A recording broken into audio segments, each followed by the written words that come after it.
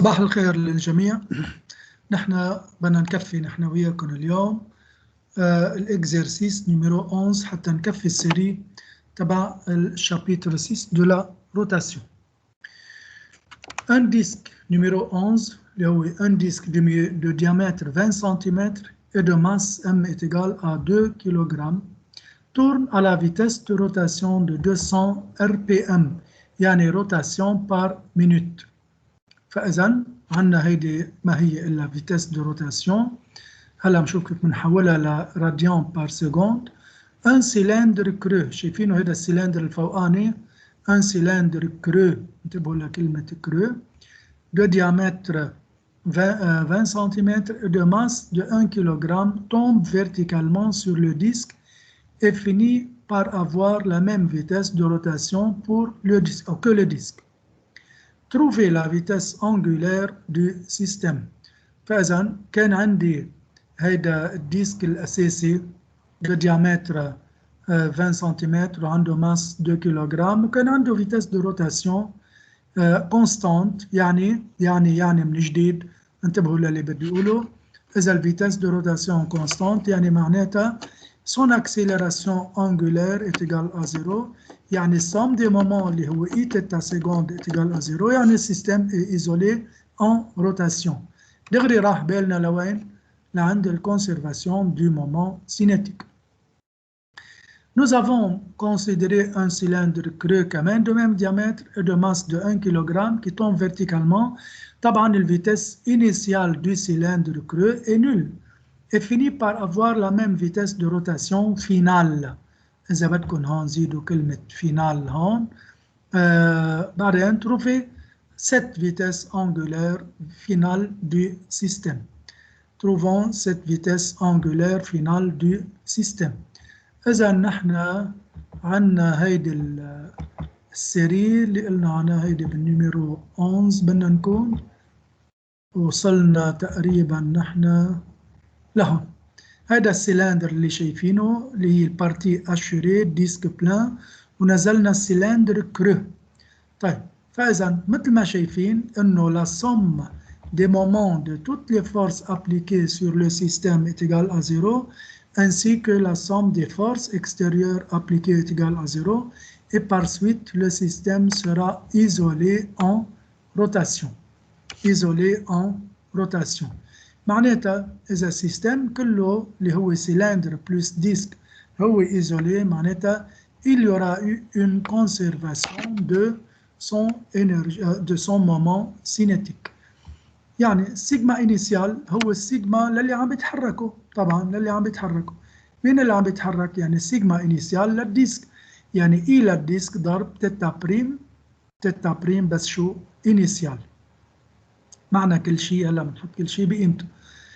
طبعا السيجما إنيسيال للسيلندر هي عم تكون إتيجال à 0 بينما السيجما فينال صاروا سيستم واحد ديسك بلس سيلندر. لكن شو عم بعمل هون؟ صار عم بجيب انه اي للديسك بلس اي للسيلندر جو في لا سوم لانه صاروا سيستم واحد وعندهم نفس الفيتس انجولير تيتا بريم فينال. او اذا واحد بده يقول والله اي دي فوا تيتا بريم فينال بلس اي سي فوا تيتا بريم فينال، يعني انتم عم تجيبوا المومون سينيتيك لكل واحد منهم وبعدين عم تجمعهم. أمتى أنا جمعتهم مباشرة وحطيتهم en facteur. Donc sigma initial est égal à sigma final et par suite voilà la forme finale de cette équation telle que je tire à partir de cela la vitesse angulaire finale اللي هي ID sur ID plus IC multiplié par θ prime initial. هلا هذا اللي بدنا ننتبه له هون انه الاي للديسك هي 1 دمي ام ار 2 وكمان الاي للديسك تحت هي 1 دمي ام ار 2. نجي للسيلندر. السيلندر اللي عندي اياه هون نحن قلنا بالعاده شو نعمل بالسيلندر 1 دمي ام ار 2 بس هون رح اضطر اخذ ام ار 2. ليش؟ لانه حطوا لي حدا هيدي car le cylindre est creux et sa masse est uniformément répartie sur la circonférence ou sur la périphérie. يعني صار شكله مثل شكل الأنو إذا بدكم. فإذا بعمل الكالكول هون، بحط كل شيء بقيمته كمان هون، بيطلع عندي جو سامبليفي لي ريون دو بار اي دوتر، بيطلع عندي تيتا بريم فينال ايجال 10.47 نيوتن. هلا في شغله كان لازم انا اقول لكم عنها، ما بعرف اذا بعدها موجوده او رح اعطيكم اياها بالريمارك. بلا هي ذاتها التيتا بريم انيسيال شو هي؟ هي قايل لنا والله انه هيدي 200 ار بي ام تبعنا كيف؟ راوند بير مينوت او بسموها هيدي بالانجليزي او روتاسيون بار مينوت، اللي هن 200 روتاسيون بكل دقيقه. بدي اضرب ال 200 بشو؟ ب 2 بي حتى يصيروا كومبيان دو راديان او دي كومبيان دو راديان، بس موجودين بالمينوت. بدي اقسمهم على قديش؟ بقسمهم على 60، بقسمهم على 60 بيطلع كومبيان دو راديان بار سكوند، كومبيان دو راديان بار سكوند. فاذا من هلا ورايح هيدي طريقتنا. اذا اعطونا الفيتاس انجولار بالار بي ام، صار علينا انه نضربها ب 2 بي نقسمها على 60. فاذا لا فيتاس كانت الفيتاس انجولار، انتبهوا شوي، كانت الفيتاس انجولار انيسيال 20.94 راديان بار سكوند، صارت الفيتاس فينال 10.47. لاحظوا قديش نزلت. ليش نزلت؟ لانه هو ماشي الديسك، نزل عليه هذا السلندر، زادت الماس، تقلت همته، زادت المومون دينيرسي، معناتها نزلت الفيتاس انجولار، صارت الفيتاس انجولار فينال انفيريور على فيتاس انجولار انيسيال. طبعا هون الإيلة السيلندر اللي بتعرفوه مثل ما قلت لكم هالمرة، puisque c'est un cylindre creux، فإذا la masse est uniformément répartie sur la circonférence. فإذا هيدا النيميرو 11، بعتقد هيدا ال 11 هو ذاته. هلا شو بعد في وراه؟ رح نشتغل بالدوز. خلونا نشوف الدوز شو بيقلنا. الدوز كمان هودي هالبروبلمات صاروا خفاف شوي. اوفو روج، وقفت السيارة على الفي روج، انتبهنا هيدا بلبنان مش معودين عليها نحن. Le tachymètre d'une voiture indique que le moteur tourne à la fréquence angulaire de rotation F1 اللي هي 500 RPM، هي فيتاس انجولار بالنهاية، سموها F1 أو غير ال F1. وفو فير، لما صارت الفو فير يعني ضوت خضراء، معناتها لا فواتور ديمار يونيفورميمون، شايفين لها الكلمة هون ها، uniformément, et la vitesse de rotation du moteur atteint la fréquence 2500 RPM. هلا مثل ما قلت لكم هاي الار بي ام اعتبروا لي اياها فيتاس انجولار، بس بالشرط اللي قلت لكم عنه، بتضربوا لي اياها ب 60، بتضربوا لي اياها ب 2 بي بتقسموها على 60. طبعا هيدا الديماراج لما مشيت من الفيتاس انيسيال للفيتاس فينال مشيت، بس شو هيدا بانترفال كومبيان دو 3 سكوند. فهذا بروبلème صار كلاسيك. Trouver l'accélération angulaire de l'axe du moteur.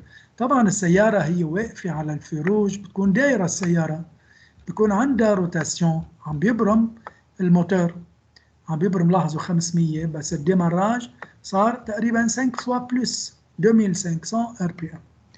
فإذا à partir de cela, trouvons la vitesse angulaire de l'axe du moteur, l'accélération angulaire. بالنسبة لنا، بما انه هيدي الكلمة اللي هي شو uniformément، صار في يقول انه تيتا سيكوند est une constante. Θ seconde est une constante. Bien sûr, puisque la vitesse de rotation augmente progressivement, donc je peux dire que le mouvement de rotation est uniformément accéléré. Uniformément accéléré. خليني اكتب الايكواسيون. طلعوا هون التيتا بريم اللي هي 2 بي ان، مثل ما قلت لكم ضربت 500 ب 2 بي سور 60 طلعت هالقد، والتيتا بريم فينال كمان ضربتها طلعت 261.8 radians. بس طبعا هذا الديماراج a été fait en 3 secondes. بما انه la voiture démarre uniformément مثل ما قلت لكم تيتا سكوند، j'écris les équations du mouvement. يعني تيتا بريم صارت تيتا سكوند تي بلس تيتا بريم زيرو، كل الترم معي هون مع التيتا بريم فينال ومع الانترفال دو temps ومع التيتا بريم initial. Je remplace chaque terme par sa valeur et je trouve que θ seconde est égal à 70 radians par seconde carré. فإذن هيدي l'accélération angulaire du mouvement de rotation du moteur pendant cet intervalle de temps de 3 secondes. Alors, la question suivante, le nombre de tours effectués par cet axe. Le nombre de tours يعني durant les 3 secondes. لوين بروح مباشرة للتيتا؟ بروح للتيتا دو تي. أنا بعرف إنه تيتا بريم كتبتها، برجع كمان للبريميتيف. ليكو البريميتيف شو عندي إياها؟ هي هون. تيتا بريم إتجال تيتا سكوند تي 2 sur 2 بلس تيتا بريم 0 تي بلس تيتا 0 هيدي بشيلها وبحط pour t égale à 3 secondes, je remplace et je trouve 367,5 radians. Donc voilà l'angle θ. بالنسبة مثل ما شفنا مرة الماضية le nombre de tours هذا nombre de tours n, il suffit de diviser ce nombre de radians par 2π لأنه 2π هي 2π يعني combien de radians qui correspondent à un seul tour. فإذن صار n est égal θ sur 2πn est égal à 58,45 tours. بس برجع بقول امتى؟ هيدي durant les 3 secondes. هيدي durant les 3 secondes. فإذن كمان هون للتذكير بس انه θ prime est égal 2πn. θ prime est égal 2πn. Ici n le nombre de tours effectués dans une seconde. يمكن قلت لكم عنها هيدي. هل n est égal à f اللي هي الفريكونس بتكون en tours par seconde. combien de tours par seconde أو en hertz. بس لما بقول θ égal 2πn يعني كون عم جيب النمبر دو تور توتال، بينما هيدي اللي تحت هون هي نمبر دو تور par seconde. هي اللي هون هي نمبر دو تور par seconde. كمان يعني هودي بروبلème يعني pour s'entraîner. Problème d'entraînement pour se mettre à niveau. Bien. Dernier exercice. انتبهوا شوي، هذا exercice فيه شوية variation لأنه هلا بعد شوي راح أعطيكم série من عندي. Numéro 13. Un bloc de masse 2 kg. Un bloc de masse 2 kg est attaché à l'extrémité libre d'une corde de masse négligeable et enroulé sur un cylindre de masse M et de rayon R et qui peut tourner librement autour d'un axe vertical, autour d'un axe horizontal. فإذا هذا شبيه بنيميرو ما عندنا حلينا امبارح. Le bloc est lâché sans vitesse initiale d'une hauteur h. Déterminer la durée de chute du bloc. Déterminer la durée de chute du bloc. قصتنا كتير بسيطة. عندي هيدا البولي أو السيلندر sur lequel est enroulée la corde de masse négligeable. وفي عندي طبعا une masse attachée à cette extrémité qui provoque la rotation. طبعا le mouvement de translation de la masse M هي vers le bas والrotation sens positif de rotation هو شو عم بيكون dans ce sens. أكيد مش يعني مش عكيفنا، أكيد أنتوا لازم تعرفوا. نفس القصة mouvement de translation طبقها sur M يعني مجموع الفورس بيساوي MA بيساوي MG plus T اللي عندي إياها هون. بعمل projection vers le bas dans le sens positif du mouvement بيطلع لي هيدي الإكريتور. بيرجع كمان بدي جيب الأكسلراسيون لينيير ولا angulaire. بلاقي قدامي الفاكتور qui gêne c'est la tension. Ensuite, j'utilise le principe fondamental de la dynamique en rotation. كمان sur le cylindre شوف هن الفورس اجيسون سور لو سيلندر مثل كل مرة صاروا عم بيتكرروا البروبلمات. ها صاروا عم بيتكرروا البروبلمات. شو عندي هون؟ عندي البوا، الفيكتور بوا والفيكتور نورمال ابليكي سور لاكس دو لا روتاسيون، يعني المومون لهم زيرو. ما عندي الا تي بريم هي ست تنسيون كي كوز لا روتاسيون. طبعا المومون بيساوي الفورس ضرب الديستانس ضرب الانجل بيناتهم. فاذا راح احط المومون مثل ما انكم شايفينها هون. بعد ما حطيت البرنسيب فوندامنتال ما بقى عندي الا مومون لا تي بريم. كثير منيح. Je développe maintenant T prime. شو بتساوي؟ مون لا تي بريم هي T prime fois R fois sinus pi sur 2 est égal à I تيتا سيكوند. شايفينها هيدي الإي اللي فوق هون، هاي الإي اللي هون انتبهنا، وحطيناها الإي بقيمتها، حطينا التيتا سيكوند اللي هي A sur R. مثل ما قلنا طلع لي من ورا هاي الإكريتور إنه T égale T prime est égal à MA sur 2. Ensuite, je remplace T' qui est égal à T par sa valeur dans le principe fondamental de la dynamique en translation. يعني هون فإذا صار يطلع عندي ام جي moins ام A égale ام A sur 2. باخد اللي هن فيهم A en facteur et je calcule l'expression de A. Ensuite, je tire l'expression de A, ensuite je la calcule et je trouve que A est égal à 8 mètres par seconde carré, c'est-à-dire que le mouvement est uniformément accéléré de translation pour la masse M. pour la masse M. كتير منيح. بينما طبعا فيكم تجيبوا الاكسلراسيون انجولير لمين؟ للبولي، بتقولوا A égale R تيتا سيكوند. A égale R تيتا سيكوند. بيان. هون عندي بهيدا الاتجاه بيقلنا جيبوا لي الفيتاس انجولير، والله نسيت شو بدنا نحن. جبنا لا دوري دو شوت. لا دوري دو شوت قصتنا سهله صارت لانه صار بروبليم مثل يعني الديناميك دو بوين ماتيريال. طبعا الماس او كور دو موفمون مثل ما قلت لكم ام جي بلس تي ات ايجال ام ا. هون شو عملنا؟ اخذنا السنس بوزيتيف، هيدي الاوريجين دو بوتنسيال، والسنس بوزيتيف شايفينه هون لفوق. طبعا الأ مثل ما شايفين الأ نزول والسنس بوزيتيف لفوق، معناتها A égale à moins 8 mètres par seconde carré. الأ اللي هي 8 en موديول فوق، شو صارت عنا هون؟ صارت عنا إيجال à moins 8 لأنه شايفين الفيكتور A كيف نازل نزول، وعنا سنس بوزيتيف لفوق. فإذا V égale AT وال Y égale AT2 sur 2 plus Y0. هون بدنا ننتبه لأنه AT égale à 0. ليك وين كانت الماس؟ كانت à la hauteur قديش؟ Y0. كانت à la hauteur Y0. فإذا رح أحط كل شيء بقيمته. or AT égale à 0 Y égale Y0 est égal à H.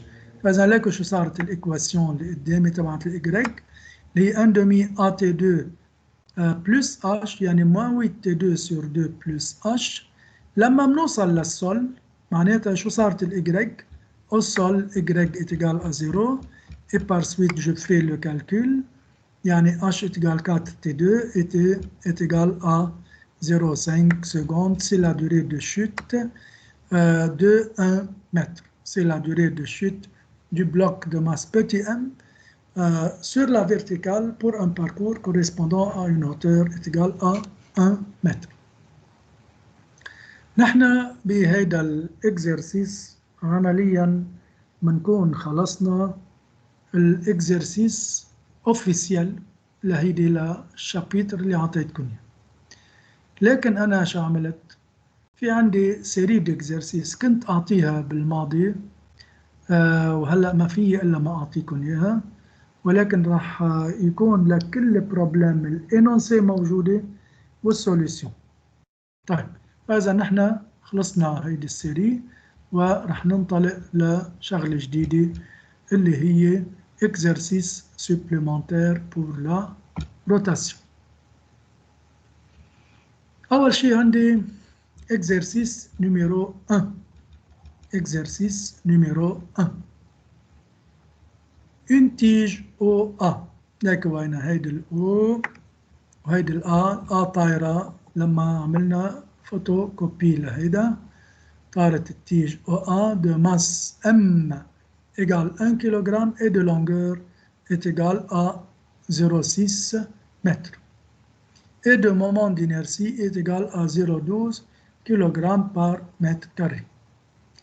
Tourne autour de l'axe horizontal passant par delta. شايفينها هاي الدلتا هون وهذا الاكس بيمرق بهالبوان هيدي بس c'est un axe horizontal كتير منيح. Une boule de masse 5 أو 0,5 kg se déplace sur la trajectoire curviligne BC. تلاقوا وين من هيدا التراجكتوار كيرفيلينيا بي سي مشيت هيك ووصلت لهون. نشوف شو صار. entre en collision يعني هيدي البول entre en collision avec la tige à la position verticale OC. إذا شو صاير هون بهيدي الرسمة؟ ليكو شو صار؟ إنه نزلت هيدي من البوزيشن بهالاتجاه هون من البوزيشن هوريزونتال ونزلت على الفيرتيكال وهيدي كمان الماس نزلت من البوزيشن بي لوصلت لهون وصار في كوليزيون بيناتهم هون. صار في كوليزيون بيناتهم هون وقايل لنا انه ابري لا كوليزيون لا بول ساتاش على تيج. فاذا بعد الكوليزيون اثنيناتهم عملوا لي سيستم واحد. اثنيناتهم عملوا لي سيستم واحد. فاذا عمليا التيج نزل من فوق وصل للفيرتيكال. على وصلته على الفيرتيكال كانت واصله البول اللي نزلت من البوان بي وصار في كوليزيون بين الماس بين البول والتيج وبعدني بقول الكوليزيون a été faite juste à la position verticale. Juste à la position verticale. Bien. كتير منيح. فإذا هاي الفينومين هيدي الفينومين. Premièrement, montrer que θ' de la tige à la verticale est 7,07 radians par seconde. يعني قبل ما يصير الكوليزيون برهنوا لي انه هيدي التيج ما غيرها هيدي التيج اللي عندها سنتر دو ماس au milieu de la tige اللي هي G نزلت لما نزلت على الفيرتيكال avant de toucher le bloc يعني قبل ما تضرب بهيدا البلوك اللي هون montrer que sa vitesse initiale est égale à 7,7 radians par seconde. خلينا نشوف الحل.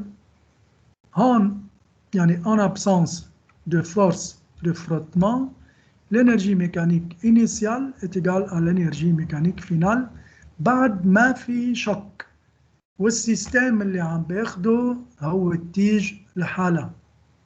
يعني ليكو هون الانيسيال لما كانت هون كلها سوا والفينال لما وصلت لي لهالبوزيشن فيرتيكال. هيدي الانيسيال وهي الفينال وبعدني بقول بعدنا افون لو شوك. بالانيسيال كانت البوين جي على ديستانس شو الانرجي بوتنسيالها ام جي ال والانرجي سينيتيك لها زيرو لانه اليتا انيسيال ايتي لاشي سان فيتيس انيسيال والانرجي ميكانيك فينال للسيستم لما وصلت للفيرتيكال كان عندها ان دمي اي تيتا بريم كاري بلس الانرجي بوتنسيال ام جي ال سور 2. ليش ام جي ال سور 2؟ شايفين البوان جي اللي كانت اول مره على هوتور كانت على هوتور ال من فوق لتحت. هالمره قديش صار الهوتور؟ هيدا الهوتور هو عمليا ال سور 2. Alors, je fais le calcul et je tire la valeur de θ'. Je tire la valeur de θ'. راح تطلع معي θ' est égal à 7,07 radians par seconde. Bien. إذن هيدي عملنا الانرجي mécanique pour le système qui est la tige et rien que ça. وبعدني بقول إنه كل شغلنا avant le choc. وهذا cela me permet de tirer la vitesse angulaire de la tige avant le choc. طيب رجعوا لي لفوق. Partie B. Après la collision, la vitesse de la boule est de 3 mètres par seconde. Yani juste après la collision, la vitesse de la boule était de 3 mètres par seconde. طيب on déterminer la hauteur H initiale. Déterminer la hauteur H initiale. يعني كانت ال V هي 3 متر بار سكوند. بدنا نجيب من هون الهوتور انيسيال. طبعا الفيتس انيسيال للبي هون اتيغال ا 0. الفيتس انيسيال اتيغال ا 0. هون في غلطة صغيرة. حطوا لي هون يا شباب هون افون. بعدنا افون لو شوك. هيدي افون. هيدي طلع في غلط هون. فإذا avant la collision la vitesse de la boule est de 3 mètres par seconde. كمان هيدي بسيطة قصتنا. إنه وصلت لهون avant le choc. البول وصلت للبوان سي كان عندها vitesse linéaire sur la tangente est égale à 3 mètres par seconde. Déterminer la hauteur initiale. يعني من أي هوتور كانت جاية. شو بعمل أنا؟ باخد البوزيسيون انيسيال هون والبوزيسيون فينال هون بكل بساطة، وبطبق الانرجي ميكانيك. بعدني عم بقول هون ما في عندي شو أي شيء من الكوليزيون. بعد ما صار الكوليزيون وصلت التيج، عرفنا بأي فيتس، وعرفنا الفيتس وعرفنا البول بأي فيتس، ولكن عم بيقول لي قديش كان الهوتور اش. ليكو هون شو قصتنا بالبارتي بي. هون بالبارتي بي عندي الانرجي ميكانيك انيسيال يعني او بوان بي، صارت الانرجي ميكانيك فينال او بوان سي. بالبوان بي كان عندي ام جي اش انرجي بوتنسيال لانه با دانرجي سينيتيك لنا، بينما بالبوان سي كان عندي فيتس لإلها وما بطل عندي انرجي بوتنسيال لانه ام جي اش والاش égale à 0. À partir de cette égalité, je peux déduire la valeur de H اللي هي 0.45 متر. هون يا شباب يا ناس يا عالم، هيدي اللي عم بقلكن عنها، هيدي الإكواسيون مش تقعدوا تتفرجوا لي عليها. إذا بتريدوا هي بعد ما تفهم البروبلم تاخدوا لي هالإكواسيون هيدي وأنتوا بتطلعوا لي الفيتس angulaire initiale de la tige، ونفس الشيء هون انتم بتطلعوا لي الفالور دو لا اللي هي 0.45 متر. هيدي شغلتكم. طيب فاذا لحد هلا بعد ما في شيء استخدمنا التيوريم للانرجي ميكانيك لهون وهون. طيب وين صار هالكوليزيون؟ صار هالكوليزيون بالبارتي سي. déterminer θ prime du système juste après la collision. هون بدنا ننتبه شوي. أول شيء قال لي تيتا بريم دو سيستم. تيتا بريم دو سيستم معناتها بكل بساطة أنه تيتا بريم دو سيستم يعني البول ريست اتاشي ريست كولي على تيج، يعني صاروا سيستم واحد، يعني صار عندهم فيتس أنجولير وحدة. فإذا هون صار الشوك يا شباب. ليقولي هالشوك شو قصته؟ هون الشوك صار سير لا فيرتيكال. هون سير لا فيرتيكال هون صار الشوك، يعني جست افون جست ابري صار في عندي هون. ليكو خليني احكي كلمة. التيج على فيرتيكال عنده شو النظام دي فورس له؟ عنده البوا والرياكسيون نورمال، معناتها رياكسيون دو بوان او، معناتها سو سيستم اي ايزولي، معناتها هيدا السيستم عمليا هو ايزولي. طيب مجموع الفورس اتجال ا 0 وطبعا مجموع المومون اتجال A0. كمان نفس القصة البول وصلت لهون لما ضربت بالأرض معناتها son poids est équilibré par la réaction. فإذا كمان مجموع الفورس عليها اتجال A0 ومجموع المومون بالتأكيد راح يكون اتجال A0. فإذا juste à la verticale, le système boule plus tige est un système isolé en rotation.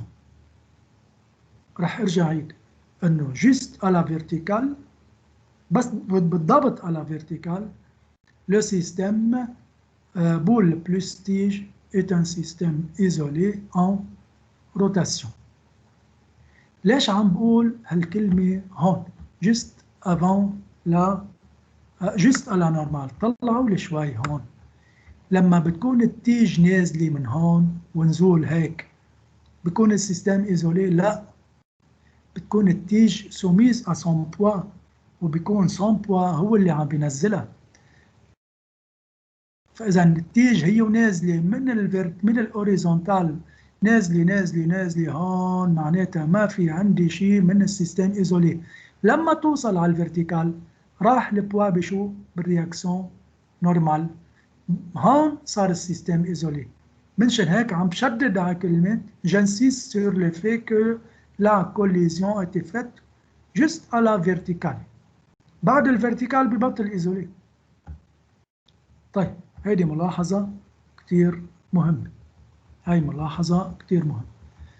فاذا مثل ما قلنا لكم انه à la verticale système isolé somme des moments est égal à 0. il y aura une conservation du moment cinétique. يلا طيب قبل ما نضرب مين السيجما انيسيال؟ سيجما انيسيال مين اللي عم بيتحركوا على تا انيسيال؟ ما في الا عندي شو؟ البول. والبول عندها مثل ما قلت لكم ام في ار، والار اتجال ا ال، لانه وين البول؟ البول على طرف التيج دو لونغور ال وبعيد على الاكس دو روتاسيون ال، فاذا عندها ام في ال. كثير منيح. هيدي للبول. طيب مين في غيرها كمان عم بيتحرك؟ كمان عم بيتحرك شو هو؟ عم بيتحرك التيج. عم بيتحرك التيج لانه نزل كمان، هو خبط من الفيرتيكال، خبط من الاوريزونتال على الفيرتيكال، وعنده مومون دينيرسي مومون سينيتيك هي اي تيتا بريم انيسيال. اي عطينا اياها 0.12 بار هيبوثيز، والتيتا بريم انيسيال اون لا ديجا كالكولي. فاذا طلعت السيجما انيسيال للتيج كمان 0.84 كيلوغرام متر كاري بار سكوند. فاذا في عندي وحده جايه من الشمال على اليمين اللي هي البول، ووحده جايه من اليمين باتجاه الشمال اللي هي التيج. هون بدهم يخبطوا ببعض. طيب السؤال، السيستم بس يعلقوا ببعضهم، مين بدهم يطلعوا باي اتجاه؟ ادروات واغوش؟ بدهم يطلعوا باتجاه اللي عنده مومون سينيتيك لو بلو جران. انا شو بعمل ساعتها؟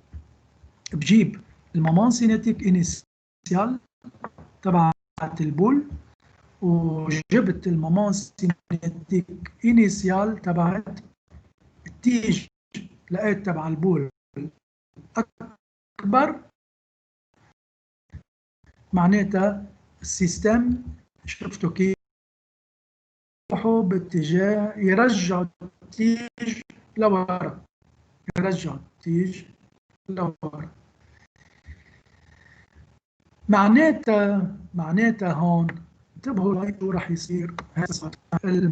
قلت لكم انيسيال هي هاي المومون سينيتيك انيسيال هي هاي ام في ال تبعت البول ناقص الاي تيتا بريم انيسيال، وكلهم معيهم نيميريك.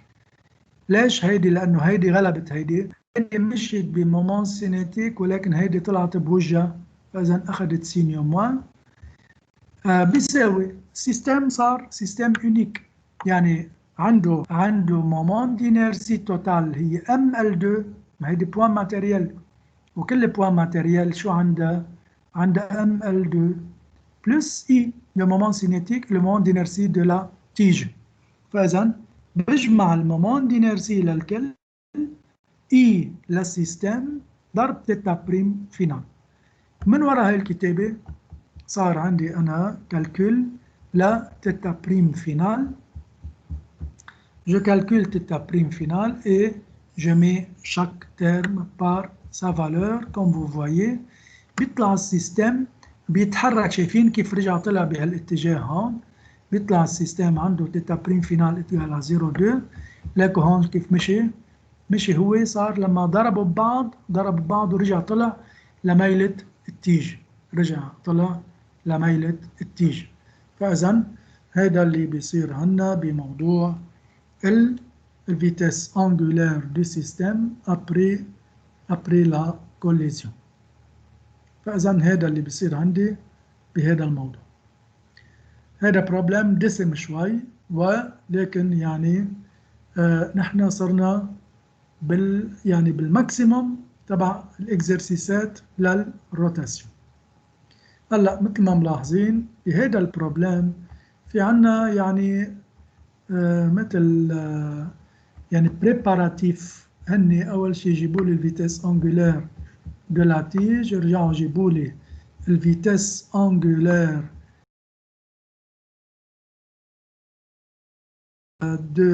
à partir de laquelle la boule se déplace ou commence son mouvement ومع الفيتيس. فإذا مع الفيتيس لينيير تبعت البول صارت ومعي كمان الفيتيس أنجولير دو لا تيج. بما انه سيستم ايزولي عملت كونسيرفاسيون دي مومون سينيتيك وقلت انه بما انه هن بوجه بعضهم هودي المومون سينيتيك انيسيال يعني وحده الكبيره ناقص الصغيره دائما. لانه دائما قلت لكم السنس بوزيتيف هو سنس دو بلو غران. احفظوا لي هالكلمه على طول. سنس بوزيتيف دو مومون دي فورس او دي مومون سينيتيك هو عم بيكون suivant le sens du plus grand. شفنا بالكالكول انه هالكونتيتي اكبر من هالكونتيتي معناتها انه على الديفيرنس صار واضح. نرجع بناخذ بانه هي مومون سينيتيك انيسيال بعملها ايجاليتي مع الفينال وبطلع الفيتيس انجولير دو سيستم كله سوا. فاذا هذا فيما يتعلق بالاكزرسيس supplémentaire numéro 1. Exercice supplémentaire numéro 1. طيب بالهيدا الاكزرسيس supplémentaire numéro 2 اللي راح اعمله انا ما راح تقل عليكم اليوم لانه منا اونلاين نحن. فحلينا 3 أعمال هودي من بقية الشابيتر وحلينا بروبلم مهم من هودي اللي عم بقول لكم عنهم. فإذا وبقي عندي هذا البروبلم. طبعا في غيره بس هذا البروبلم كمان بروبلم شوي بده شغل. وهذا هو ذاته البولي ا دو غورج. بس راح نحله باثنين اكسي يعني اللينيير والروتاسيون مع بهي طريقة. وطريقة الانرجي ميكانيك كونسيرفي كمان هيدي طريقة تانية. منشان هيك مرة الجاية وهذا فيكم لا على فكرة انتو مرة الجاية فينا نحن نبلش من الاكزرسيس هيدا النيميرو 2 بالسوبليمونتير ونرجع في عندي بعد شي 4-5 اكزرسيسات وساعتها بنبلش نحن بشابيتر جديد اللي هو بده يكون غير الميكانيك هالمرة. مثل ما قلت لكم هالمرة ما تقلنا عليكم لأنه يعني بدنا نحاول نشتغل نحن وياكم بهدوء نظرا للضغط اللي انتم عم تعاني منه. ولكن المطلوب منكم يعني تمشوا بالفيتس لينيير وانجولير اللي انا ماشي فيها لا نوصل لمرحله انه نعمل تغطيه شامله للبروجرام. من هلا لوقتها بتمنى لكم انا اوقات سعيده والى اللقاء.